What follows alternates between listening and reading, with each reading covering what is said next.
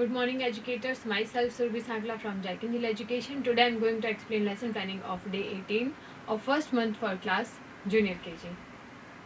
Let's start with our first period. और आज के फर्स्ट पीरियड में हम लेंगे हमारी दोनों राइम्स, यानी कि इस मंथ में जो हमने राइम कंप्लीट की है वो दोनों राइम हम ले रहे हैं। एक है हमारी लिटिल मिस मफेट और सेकंड राइम है हमारी गुड मॉर्निंग राइम।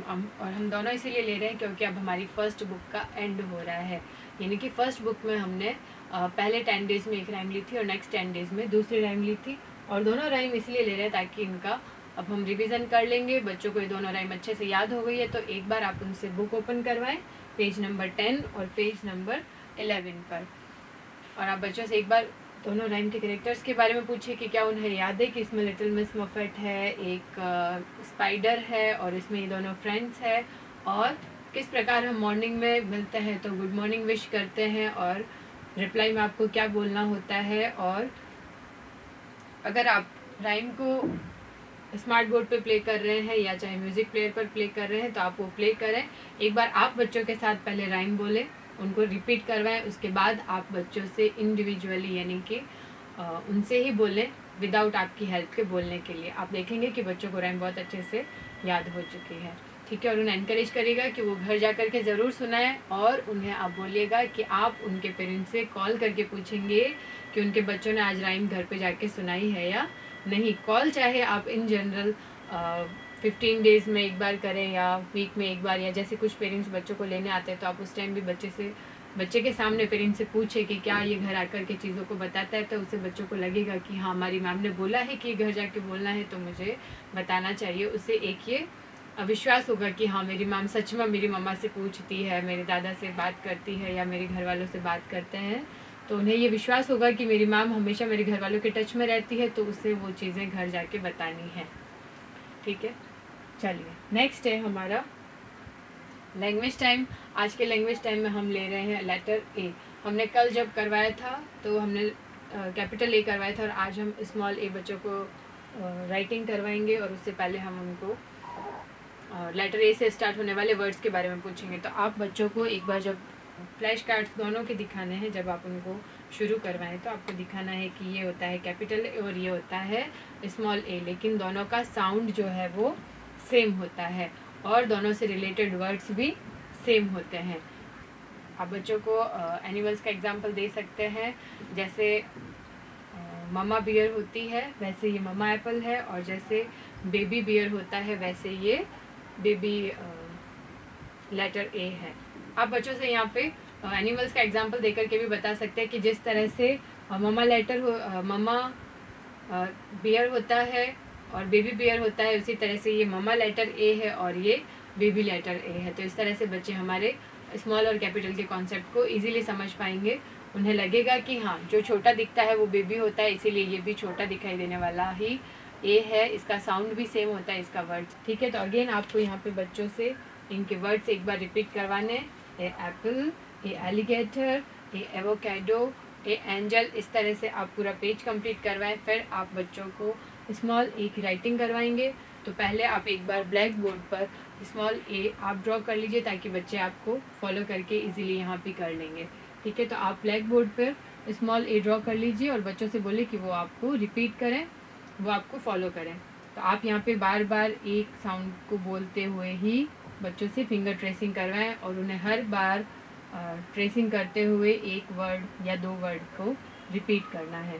उससे उनकी वोकेबलरी भी स्ट्रांग होगी और उनका जो साउंड है वो भी क्लियर हो जाएगा कि ए का साउंड क्या होता है। फिर आप यहाँ बच्चों से पूछिए कि दोनों में पिक्चर्स में से ए से शुरू होने वाली पिक्चर पर बच्चे को गोला बनाना है। तो बच्चे बताएंगे यहाँ पे ए से एरो होता है तो वो यहाँ पे एरो को सर्कल करेंगे। फिर आप यहाँ पे स्मॉल ए पे ट्रेसिंग करवा रहे हैं तो बच्चों को पेंसिल और क्रेयॉन दें और उन्हें बोलें कि यहाँ पे लाइन फॉर्मेशन में उनको स्मॉल ए लिखना है। और उसके लिए आप बच्चे को इंस्ट्रक्शन देंगे कि उनको यहाँ पे स्मॉल ए केवल ब्लू लाइन के अंदर बनाना है, और किस तरह से बना रहे हैं वो आप अपने को टीचर को बोलें और आप भी उनको अच्छे से ऑब्जर्व करें।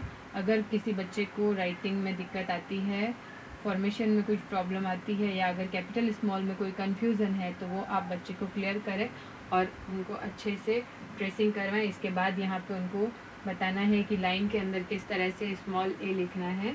इस तरह से आप कैपिटल और स्मॉल का कॉन्सेप्ट क्लियर करवाते हुए बच्चों को राइटिंग कंप्लीट करवाएंगे, ठीक है।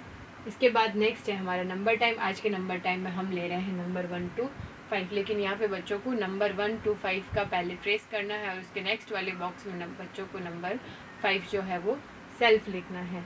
तो जैसा आपको पता है कि हम हमेशा कोई भी ऑब्जेक्ट सिखाने से पहले बच्चों से या काउंट करवाते हैं या उनको खेल खेल में सिखाते हैं या फिर हम उनको फ्लैश कार्ड्स दिखाते हैं ताकि उनकी फॉर्मेशन कैसे बनती है, या बच्चे पिक्चर्स को देख के या ऑब्जेक्ट्स को काउंट करके जल्दी सीखते हैं। तो उसी तरह से आज आप कुछ ऑब्जेक्ट्स ले लीजिए, जैसे आप पेंसिल्स ले सकते हैं, बच्चों के क्रेयॉन्स ले सकते हैं, उनके वाटर कलर्स ले सकते हैं, 5 आप बुक्स ले सकते हैं, और कोई भी आपके एजुकेशनल टॉयज़ है वो आप 5 ले सकते हैं। यानी कि काउंट ऑफ 5 में आपके पास ऑब्जेक्ट्स होने चाहिए, वो आप बच्चों को एक बार काउंट करवाएं। पहले 5 ऑब्जेक्ट्स आप और आपके को टीचर जो है उनको काउंट करके बताएं कि उनको कैसे काउंट करना है, किस तरह से काउंट ऑफ 5 में ऑब्जेक्ट्स होते हैं। जब ये क्लियर हो जाएगा तब आप बच्चों से शुरू करें। फिर आप हर एक बच्चे को आगे बुलवाएं और उससे बोलें कि वो 5 चीज़ों को काउंट करें और उन्हें अलग करके रख दें।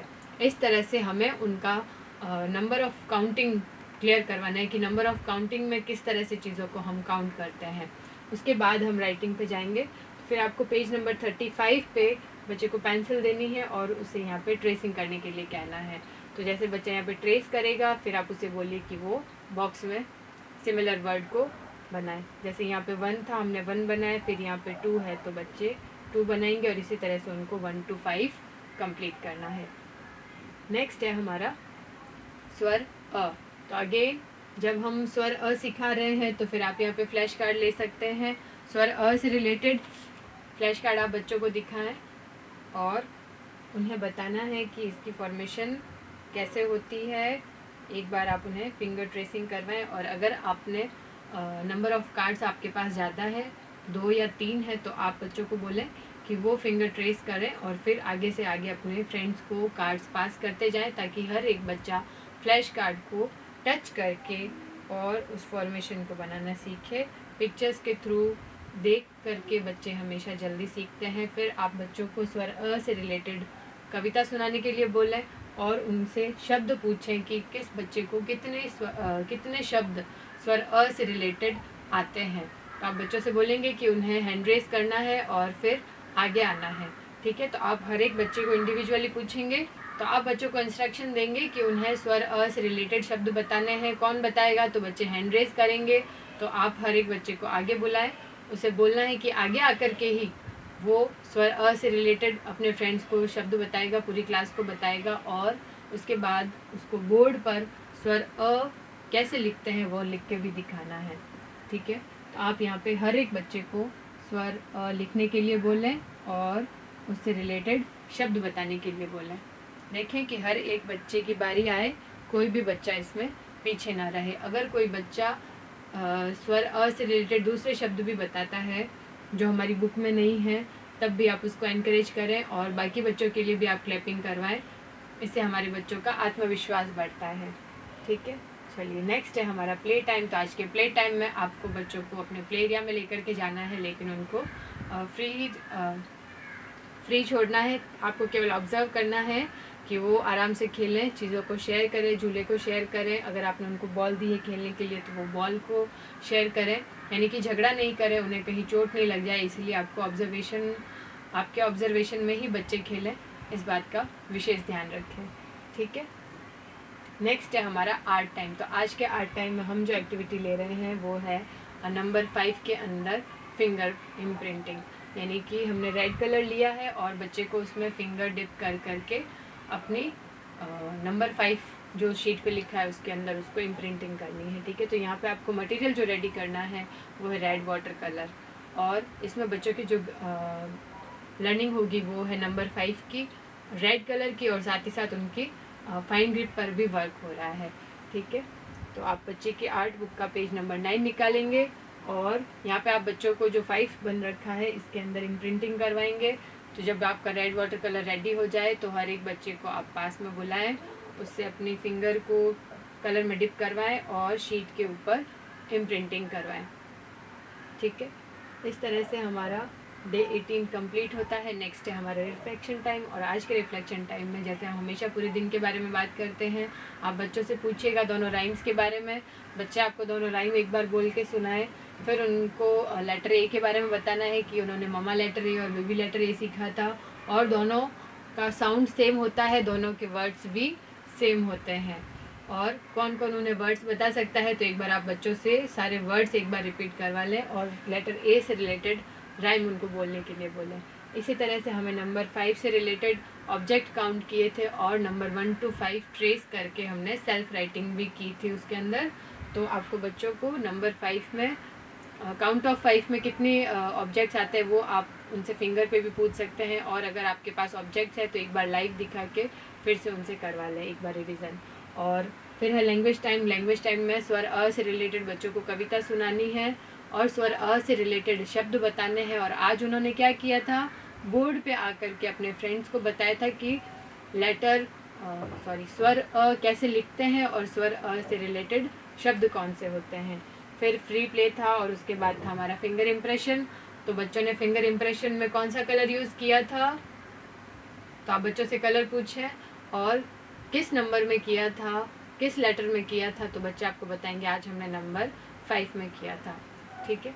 फिर है हमारा होमवर्क टाइम। आज के होमवर्क टाइम में अगेन हम बात करेंगे, तो बच्चों को हमें एक्सप्लेन करना है कि इंग्लिश लिटरेसी में उनको फिंगर ट्रेस करनी है the letter A and circle the picture that start with letter A.